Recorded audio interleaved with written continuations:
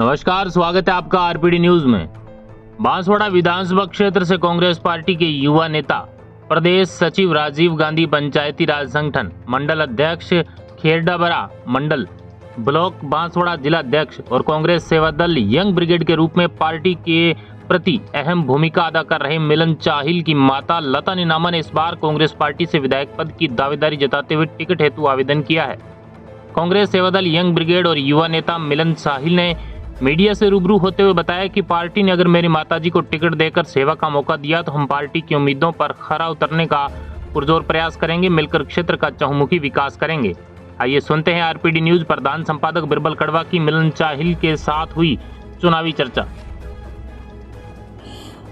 RPD news से मैं बिरबल कड़वा और आज हम पहुंचे हैं मिलन जी चाहिल, जो यूथ के अंदर अपनी अहम भूमिका रखते हैं और विशेष तौर से कांग्रेस से इनका जुड़ाव है। विधानसभा के चुनाव भी नज़दीक में है, ऐसी स्थिति में युवाओं की भागीदारी है वो बढ़ती जा रही है। तो आज जानते हैं युवाओं की क्या मन की इच्छा है और आगे सरकार के प्रति इनका क्या रवैया है। विशेष तौर से अगर बात करते हैं मिलन जी चाहिल की, तो मिलन चाहिल पंचायती राज के अंदर भी इनकी अहम भूमिका है और यूथ को हमेशा एक मुट्ठी के अंदर बांध के रखते हैं। तो करते हैं बातचीत। सर नमस्कार। नमस्ते सर। मिलन जी, सबसे पहले तो अपने राजनीतिक कैरियर के बारे में विस्तार से जानकारी दीजिए। सर, मेरा राजनीतिक करियर साल 2020 में मैंने चालू किया था। मेरे मदर जिला परिषद का चुनाव लड़े थे। जी जी। इस बार भी विधानसभा चुनाव में बांसवाड़ा विधानसभा सीट से उन्होंने दावेदारी करी है टिकट की। जी जी। और एक शिक्षित महिला और महिला उम्मीदवार के हिसाब से हमारी भी इच्छा है कि अगर पार्टी अवसर देती है तो ये महिलाओं के लिए भी हितकारी है, कार्यकर्ताओं के लिए भी हितकारी है। और 2020 से मैं पार्टी से जुड़ा था। उसके बाद सर्वप्रथम मैं कांग्रेस सेवा दल का सदस्य रहा। आज भी मैं सेवा दल की यूथ विंग का जिला अध्यक्ष हूँ। इसके अलावा कांग्रेस के विभाग राजीव गांधी पंचायती राज संगठन में मैं प्रदेश सचिव हूँ और मुख्य कांग्रेस में फिलहाल मेरे पास खेरडाबरा मंडल के मंडल अध्यक्ष की जिम्मेदारी है। जी जी जी। तो आपकी माताजी यहाँ वर्तमान में जिला उपाध्यक्ष महिला कांग्रेस के अंदर है और अब की बार दावेदारी भी पेश कर रही हैं। और विशेष तौर से एक तरफ जैसे केंद्र सरकार ने एक बिल भी पारित किया है, 33% महिलाओं को आरक्षण मिले, इसको लेके कुछ कहना चाहिए? सर देखिए, बिल पारित किया, हम तो शुभकामनाएं देते हैं। हमारे सभी शीर्ष नेताओं ने एकमुश्त समर्थन दे के उस बिल को लोकसभा और राज्यसभा से पास करने में मदद करी। लेकिन हमारी ये इच्छा थी कि इसी चुनाव से अगर ये बिल लागू हो जाता तो जो महिलाएं इतने वर्षों का इंतज़ार है, आज उस इंतज़ार को आपने 8-9 साल और आगे बढ़ा दिया है। जी जी जी। क्योंकि मैं एक उदाहरण देता हूँ कि राजीव गांधी जी पंचायती राज में महिला आरक्षण उन्होंने किया था 86-87, एग्जैक्ट मुझे अभी याद नहीं आ रहा। आज भी आप देखते हैं तो 10 में से 6 जगह ऐसा ही होता है कि अपनी वाइफ के नाम पे आदमी ने सरपंच का चुनाव लड़ा और सरपंचगिरी वो खुद करता हुआ दिखता है आपको। पर 4 महिलाएं तो ऐसी है जो खुद से सरपंच बनी है। तो आज उस 0 से 4 पे पहुंचने में भी हमको इतने वर्ष लग गए। 87 से आज जो साल चल रहा है आप देख लो। तो हमने जब हम ये इसको विधानसभा लोकसभा में ये सिस्टम चालू होगा तो उस चीज़ को जो हम सपना देख रहे हैं कि एक महिला आगे आके नेतृत्व करेगी, उस सपने को पहुंचने में हमको 2050 आ जाएगा। तो ऐसे में अनावश्यक ये जो 8-9 साल इन्होंने इस चीज़ को दूर किया है उसका हम विरोध करते हैं। बाकी तो बिल के साथ ही है, उसमें कोई दिक्कत नहीं है। इसके साथ ही अब की बार बात करते हैं विशेष तौर से यूथ को लेके। यूथ के अंदर अगर नाम लेते हैं तो मिलन चाहिल का भी कहीं न कहीं कांग्रेस पार्टी से जुड़ाव है और उनका नाम भी प्रमुखता से आ रहा है। तो क्या कहना चाहेंगे अब की बार जिस प्रकार से युवा है, राजस्थान विधानसभा के जो चुनाव है नज़दीक है और इस स्थिति में युवाओं की भागीदारी कहाँ तक सही है? सर, युवा कांग्रेस के प्रति वापस जागरूक हुआ है। जी जी। एक समय था 2013 से लेकर 2017 अपन कह सकते हैं जिसमें युवा भ्रमित हो गया था। जी जी। क्योंकि मैंने वो चीज़ नज़दीक से इसलिए देखी है क्योंकि मैं उस समय अपने उम्र के 18, 19, 20 वाले साल देख रहा था, जिसमें वह और सोशल मीडिया पे जिस तरह का युवा को फीड किया जाता था, जिस तरह की बातें उसको व्हाट्सएप पे दी जाती थी, उसको एक तरीके से भ्रमित किया गया था। लेकिन ये युवा अब इस चीज़ को समझ रहा है कि मेरे लिए मेरी पहली प्राथमिकता मेरा करियर, मेरा रोज़गार मेरी तरक्की है। जी, जी। और इसी कारण आज आप देखेंगे कि पहले की तुलना में युवा वापस कांग्रेस के प्रति जागरूक हो रहा है, कांग्रेस से जुड़ रहा है।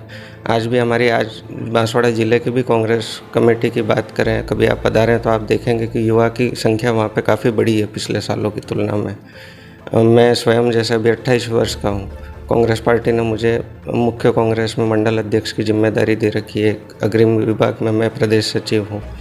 तो युवा को आगे लाने का कार्य समय पर पार्टी कर रही है और इसी कारण दूसरे युवा भी पार्टी से जुड़ रहे हैं। जी जी, आपका कहना बिल्कुल सही है, लेकिन अगर जैसे बात करते हैं, भाजपा की बात करें, कांग्रेस की बात करते हैं, युवाओं की बात करते हैं हमेशा, लेकिन हकीकत है युवाओं को जिस प्रकार से अब कांग्रेस भी कह रही कि हमें 50% युवा है वो मैदान के अंदर उतारेंगे, उन पर भरोसा करेंगे, लेकिन ऐसा होता नहीं है दरअसल पे, क्योंकि जो पुराना जो सिस्टम चल रहा है वो कहीं न कहीं युवाओं के आगे आड़े आता है, और युवा है वो देश की भागीदारी के अंदर कहीं न कहीं भूमिका निभाना चाहते हैं, लेकिन उनको मजबूर होकर बैक फुट पे आना पड़ता है। नहीं सर, ये बात तो है। अगर युवाओं को समय पे अवसर मिलते तो शायद पार्टी का, दोनों पार्टियों का परिदृश्य आज कुछ और होता। जैसे अगर बात करते हैं बांसवाड़ा अपने ज़िले की बात करते हैं तो 5 विधानसभा, 5 विधानसभाओं के अंदर युवा काफ़ी हर क्षेत्र में अग्रणी भूमिका है, लेकिन जब वो अब जैसे टिकट की कहीं के मांग कर रहे हैं तो उनको पीछे का मुँह देखना पड़ता है। क्या कहना चाहिए? सर अभी तो खैर टिकटों का विभाजन नहीं हुआ है तो अपन नहीं कह सकते कि क्या, क्योंकि पार्टी कर्नाटक मॉडल फॉलो कर रही है राजस्थान में। दूसरी बात, इस बार बड़े लोकतांत्रिक तरीके से ब्लॉक लेवल से आवेदन मांगे गए हैं। मुख्यमंत्री जी हों, प्रदेश अध्यक्ष जी हों, सब ने अपने अपने ब्लॉक में जाके आवेदन किया है। ऐसी परिस्थिति में अब आगे क्या होगा उस बारे में तो नहीं कह सकते, लेकिन युवा को, महिला को अगर इनको ज़्यादातर पीछे के चुनाव में देखने को मिला। हाँ, पिछला तो देखिए युवा को अवसर कम मिला है। ऐसी बात है, अशोक चांदना जी जैसे हमारे खेल मंत्री थे, हैं अभी गिने चुने। हाँ, अवसर मिलता है पर ज़्यादा अवसर मिलना चाहिए। जैसे अगर प्रॉपर अपन बांसवाड़ा विधानसभा की बात करते हैं तो यूथ अब की बार काफ़ी अग्रणी भूमिका है। यहाँ जो है वर्तमान जो सिस्टम है उससे भी अब काफ़ी वाकिफ़ है। इससे क्या है कि युवा परेशान भी है। अगर अपने यहाँ की अगर राजनीतिक संरचना को अगर देखा जाए तो यहाँ जैसे प्रधान है अब की बार बीजेपी से बैठे हैं, प्लस यहाँ जिला परिषद की 3 सीटें गई है। इस स्थिति में युवाओं को भी तो मौका मिलना चाहिए ना। सर पंचायती राज चुनाव हम हारे थे इस विधानसभा में। मेरे माताजी भी जिला परिषद का चुनाव हार गए थे उस टाइम, और प्रधान भी हमारा नहीं बैठा है। कुछ गलतियाँ थी, उस गलतियों को हमने आइडेंटिफाई किया और उस फील्ड को हमने छोड़ा नहीं है। चुनाव राजनीति का सिर्फ एक पार्ट है। राजनीति 5 साल किया जाने वाला कार्य है, और आज हमने उस पट्टी पे, उस स्थान पे कांग्रेस को इतना मजबूत कर दिया है कि आज की स्थिति में हम परिणामों को पूरी तरह से बदलने के में सक्षम है। और रही बात युवाओं की सर, तो आज का जो युवा है वो पढ़ा लिखा है, वो चीज़ों को जानता है, वो किसी के कहने से मूर्ख नहीं बनता। तो जब वो मेहनत करेगा तो वो उस चीज़ के रिटर्न मिलने की अपेक्षा करता है, अपनी पार्टी से भी, पब्लिक से भी, हर जगह से। जब अपनी ऊर्जा दे रहा है, तन मन धन से वो किसी चीज़ में लग रहा है, वो अपेक्षा करेगा कि मेरी आगे बढ़ोतरी हो। नहीं, मेरे कहने का तात्पर्य जैसे अब की बार भारतीय आदिवासी पार्टी है बीटीपी के अंदर एक नई अगर पार्टी जिस प्रकार से लॉन्च हुआ है तो कहीं के युवाओं को मजबूर होकर तीसरी शरण में जाना पड़ा है। ऐसी स्थिति या ऐसी नौबत क्यों?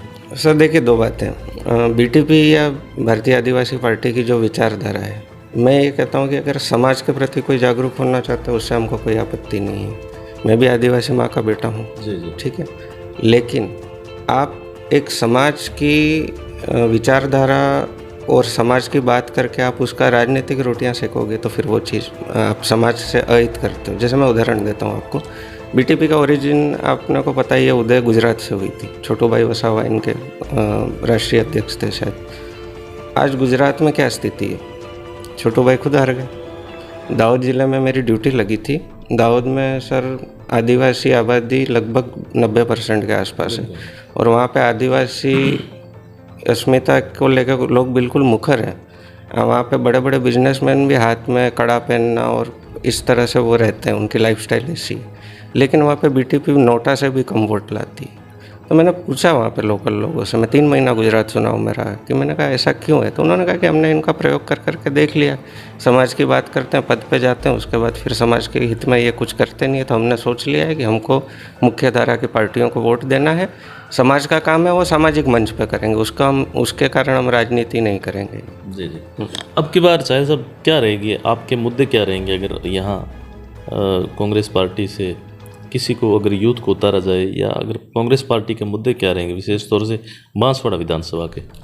सर आधिकारिक मुद्दे तो पार्टी तय करेगी खैर, पर मेरा जो निजी तौर पर सोचना है कि स्वास्थ्य सुविधाएं, सिंचाई, शिक्षा और पर्यटन, ये 4 ऐसे मुद्दे हैं जो इस विधानसभा में अभी अगले 10 साल इस पर और कार्य करने की ज़रूरत है कम से कम। जी, किसानों की बात करते हैं लेकिन किसानों की सुनने वाला आज तक कोई नहीं है। बेरोजगारों की या युवाओं की बात करते हैं, युवा बेरोजगार है, वो आज भी सड़कों पे है। अपनी सरकार रही कहीं न कहीं विफल रही, क्या कहना चाहेंगे? नहीं सर, मैं इस सरकार को विफल तो नहीं कहूँगा, क्योंकि किसानों के लिए जितना गहलोत सरकार ने किया है पिछले 5 सालों में, मैं नहीं मानता कि पिछले किसी भी सरकार ने इतना कार्य किसानों के लिए किया होगा। उदाहरण के लिए जैसे आप पशु बीमा की बात करते हैं सर, एक बहुत मार्मिक बात है। कोरोना आया, हम सक्षम थे, हम बोल सकते हैं, चल सकते हैं।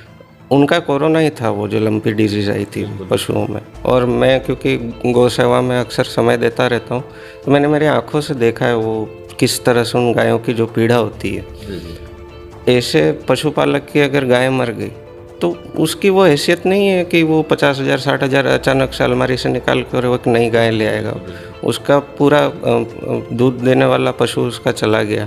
ऐसे को 40,000 का बीमा 2 गायों का देना, तो ये एक बहुत मार्मिक फैसला था। गहलोत सरकार ने समय समय पर बिजली अभी 2000 यूनिट कृषकों की फ्री कर दी है।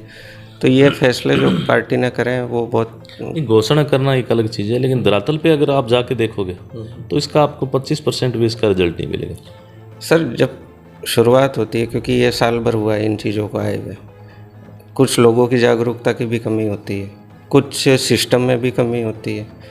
ये साल 1.5 साल जब ये चीज़ें चलेगी तो लोगों को अपने आप दिखेगा कि जब आज मान लीजिए कि 100 रुपये के रिचार्ज से आपके फ़ोन में कुछ चीज़ अच्छी हो रही है, मैं नहीं करा रहा हूँ, लेकिन किसी दिन मैं आपको देखूंगा उस चीज़ से कि यार सर का इंटरनेट ज़्यादा तेज चलने लग गया 100 का रिचार्ज करने से, तो मैं स्वतः करा लूँगा। समय साल 1.5 साल में ये चीज़ें बेहतर होती जाएगी। अब की बार अगर बात करते हैं शीर्ष नेतृत्व की, तो शीर्ष नेतृत्व युवा के रूप में किसे देखना चाहेंगे?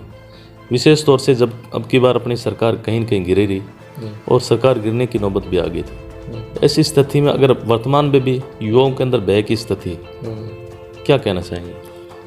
सर शीर्ष नेतृत्व दिल्ली में भी हमारे पास राहुल गांधी जी का युवा नेतृत्व है, राजस्थान में भी गहलोत साहब के अनुभव के साथ पायलट जी का जोश है, और कहीं ना कहीं बांसवाड़ा ज़िले की भी बात करें तो युवाओं को अब आगे आने का अवसर मिलेगा तो खुशी की बात है। कहीं न कहीं आपको ऐसा लगता नहीं कि अगर बांसवाड़ा की बात करते हैं तो आपसी गुटबाजी भी एक बहुत बड़ा मुद्दा रहता है? नहीं सर, मैं इसका आपको थोड़ा विस्तृत आंसर देता हूँ। आपने गुटबाजी का प्रश्न मेरे से पूछा। देखिए सर, 2 बातें हैं। मैं एक ऐसे परिवार से बिलोंग करता हूँ जो मालवीय जी से भी और पामणिया जी से भी, इतना खुल के आपसे कोई बात नहीं करेगा, मैं आज आपको पूरा आंसर उत्तर देता हूँ।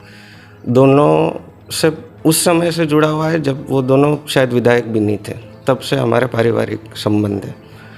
क्या होता है सर, 2 तरह के कार्यकर्ता होते हैं। एक होता है जो पार्टी का हित चाहता है, जो पार्टी को जिताना चाहता है, जो पार्टी को हारते हुए नहीं देख सकता। और दूसरा कार्यकर्ता, मैं उसको कार्यकर्ता भी नहीं मानता, वो जिसको हम चमचा कह सकते हैं, जो चमचागिरी करता है किसी नेता की, जो ये सोचता है मैं इसको खुश कर दूँ तो ये मुझे कुछ इनाम दे देगा। तो जो ऐसे लोग होते हैं ना सर, ये जो गुटबाजी है, मैं इसका आदमी हूँ, फलाना उसका आदमी है, ये सारी बातें इनकी छोड़ी हुई रहती है। असली जो कार्यकर्ता है उसके लिए तो दोनों हमारे नेता है। असली नेता की बात करो, दिलीप जी सराफ का नाम काफ़ी फेमस रहा अपने, और वो भी कहीं की पार्टी के अंदर ऐसी वजह आ गई कि उनको छोड़नी पड़ी, बगावती सुर अपनाने पड़े। दिलीप जी सराफ हमारे सीनियर नेता हैं, हम युवाओं के प्रति प्रेम भी काफ़ी रखते हैं। मैंने जिस दिन उन्होंने ऐसा निर्णय लिया, मैंने उनसे निवेदन किया, दादा आप इस चीज़ को वापस लें। हालांकि अब मेरा तो यही उम्मीद है कि हमारा जो जिला और हमारे शीर्ष नेतृत्व हैं, जिलाध्यक्ष जी हैं, संज्ञान लिया भी होगा। मेरा उनसे मिलना नहीं हुआ है, और कुछ ना कुछ अगर इसका बेहतर समाधान निकलता है तो खुशी होगी हमको भी। अब की बार जैसे अगर बात करते हैं पंचायती राज की, तो उप जिला प्रमुख का पद, जो ओबीसी जनरल, वो भी इच्छा रखता है कि हम भी कोई न कोई इस पद पे हमें भी पद मिलना चाहिए, उनमें काफ़ी नाराज़गी की झलक आई। क्या कहना चाहेंगे, पार्टी को नुकसान नहीं होगा? सर, दो बातें हैं। पहली बात तो वो निर्णय क्यों लिया गया, तो मैं उस रैंक का आदमी नहीं हूँ कि मेरे को उसका एग्जैक्ट आंसर पता हो कि वो निर्णय क्यों लिया गया। दूसरी बात, देखिए, प्रतिनिधित्व हर समाज को मिलना चाहिए। समाज, आप स्वर्ण और अपन ओबीसी की बात करें, आपको गया तो बांसवाड़ा में एससी परिवार जो हैं उनको, उनकी आबादी इतनी कम है कि उनको कहीं भी आरक्षण नहीं मिलता इलेक्शन में। तो हर समाज के हर वर्ग का प्रतिनिधित्व बना रहे, सबका सम्मान बना रहे। और जो जिनके लिए कहा जाता है कि उपजिला प्रमुख बनने वाले थे और नहीं बन पाए, वो भी हमारे अभी संगठन महासचिव हैं जिला कांग्रेस में। जिलाध्यक्ष के बाद सबसे बड़ा पद उनके पास है, और मुझे लगता है कि इस बात का बेहतर उत्तर वही दे पाएंगे कि क्या है क्या नहीं। सब बातों की एक बात, राजनीति को आप किस रूप में देखते हैं? बहुत अच्छा अनुभव है आपका यूथ होने के नाते। सर, राजनीति सेवा का कार्य है। अब मैं ये नहीं कहता कि अगर आपको सिर्फ सेवा करनी है तो फिर आप एनजीओ खोल लो। राजनीति आपको ऐसा अवसर देती है कि एक समय जीवन का ऐसा आ सकता है कि आपके कलम में ये पावर होगी कि आपके साइन करने से किसी गरीब का भला होगा।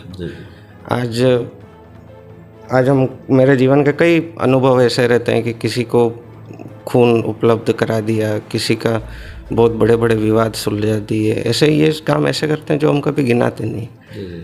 आज कल मेरे पास जैसे एक फ़ोन आया था कि वो चिरंजीवी, उस व्यक्ति का अस्पताल वाले एक्सेप्ट नहीं कर रहे हैं। वो हार्ट पेशेंट है, उसका ऑपरेशन होना ज़रूरी है। तो सीएमएच ऑफिस में बात करके और हमने वो काम करवा दिया। तो इस तरह का ये अंदर से खुशी देने वाला काम है, और ऐसे काम हर कार्यकर्ता को, हर नेता को करते रहना चाहिए। और आप ये करोगे, तरक्की देना नहीं देना जनता और ईश्वर के हाथ में, पर सेवा लोगों की करते रहना चाहिए। धन्यवाद सर। तो ये थी हमारी खास मुलाकात और ख़ास बातचीत युवा मिलन साहिल, जो विशेष तौर से पंचायती राज के अंदर प्लस कांग्रेस के अंदर अहम भूमिका रखते हैं, और विशेष तौर से पार्टी से इनका जुड़ाव काफ़ी लंबा रहा। आपसे बातचीत करवाई।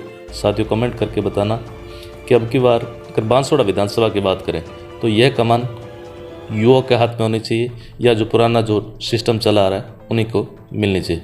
धन्यवाद मिलन जी, आपने समय दिया, बहुत बहुत धन्यवाद। Thank you sir, thank you.